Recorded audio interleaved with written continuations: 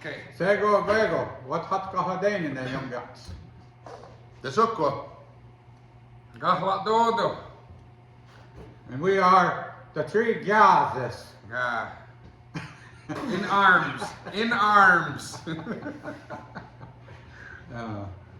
I have to have full disclosure is that I don't know if any of us know what the heck we're doing. So we're going to take it with a grain of salt. But we have a thought. And as soon as it comes to fruition, we'll let you There you know. go. Galadodo, speak. So we're doing a little talk about putting down mind changers. What is a mind changer? Huh? What is a mind changer? It's anything that changes your mind. There you go. Like we get hung up on like alcohol and drugs is probably the #1 mind changer. But there's a lot of people that don't indulge in those kinds of activities.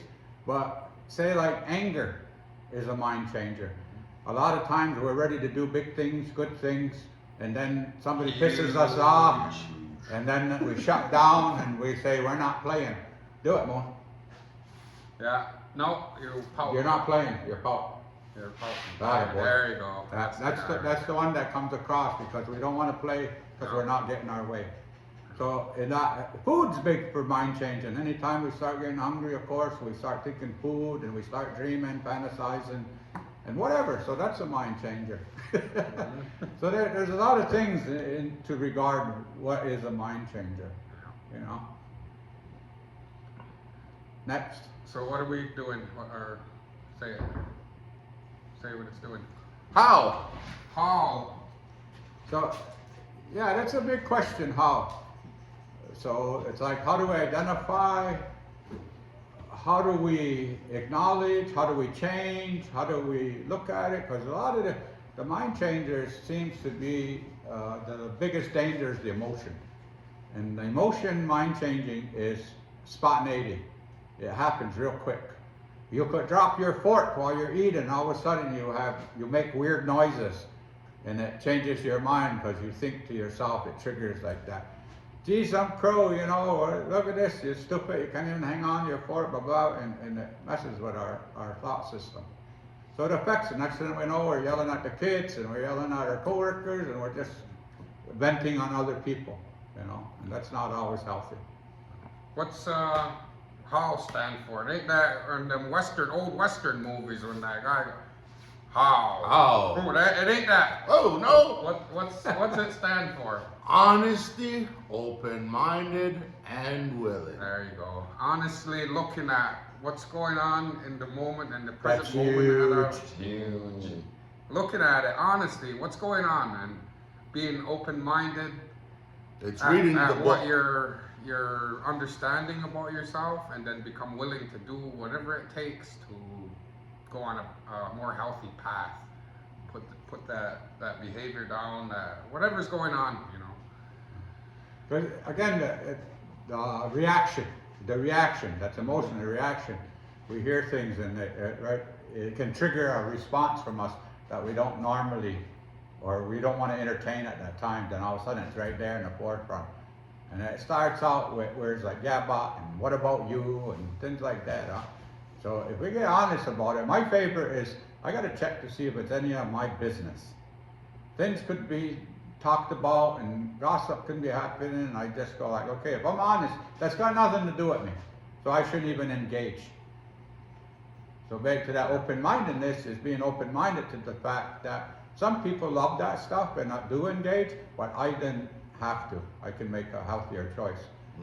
So in that choice is the willingness to not engage. So it's very quick, very, and if we don't know, we don't know. Until we know what we know, then we don't know. But when we know, we know.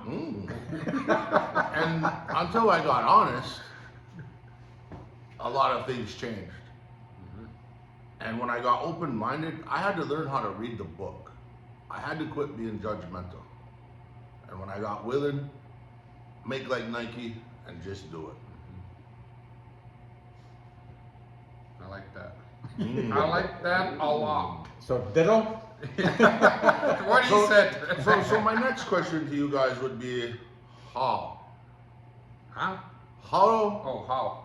do we put this into action? Ooh, that's a good one. Wait, before you start that, understand that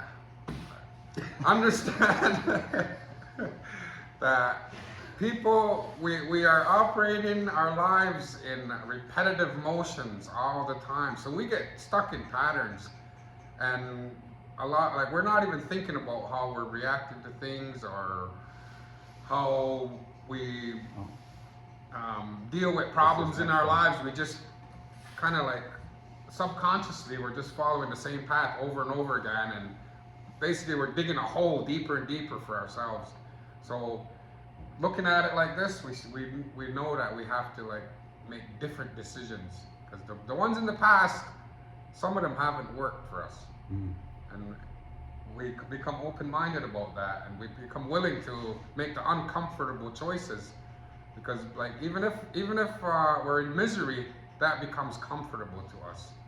So when we start changing, that's unknown, and anything unknown is uncomfortable. It's scary, Yeah. and we don't want to go there because we always kind of would think of the worst possible scenarios, you know. So when we get this commitment to change our lives, to live healthier lives, to become better men, we got to face those fears, and we got to make those hard choices. And That's the biggest thing for courage. You know, courage is doing it in spite of the fear. So, you know, it's like I wanna, when I get that fear comes in, then the part of my jughead says, I can't, I don't wanna, I don't like that, this sucks, you're stupid. All that thoughts come in, and it's gonna talk me out of doing something that's really healthy because of that fear, you know. So if I take a healthy risk and go in slowly, maybe it's not so bad. So it's shedding light into that dark corners where I was always afraid of, especially as a kid growing up, because the boogeyman's gonna get you, the G's gonna get you, or somebody's gonna get you. the hoof lady. The whole lady, all of those things come to pass. And that all goes back to that 2 years old when we start to really look at things, back to that tantrum. We throw that tantrum when everybody's watching and we get our way. So it worked. So we do that tantrum until it doesn't work. Then when we get older, Until it looks we start- ridiculous. right? Yeah. And then when we get older, it's not as cool to throw that tantrum. But yeah, that's what a tantrum looks like when we become Live, older. live right there. Yeah, just that. I don't want to play. This is stupid and whatever. Give me my ball, I'm going I home. want my Right. chili dog now. Yeah. I'm hungry, let's go. Right? So that it triggers those memories, and that's what we have to work on. That's what we resort to. And again, as you get a little older and a little more mature, hopefully we can do better tantrums, healthier tantrums. Or we can even compromise and give in to the fact that it's not all about me.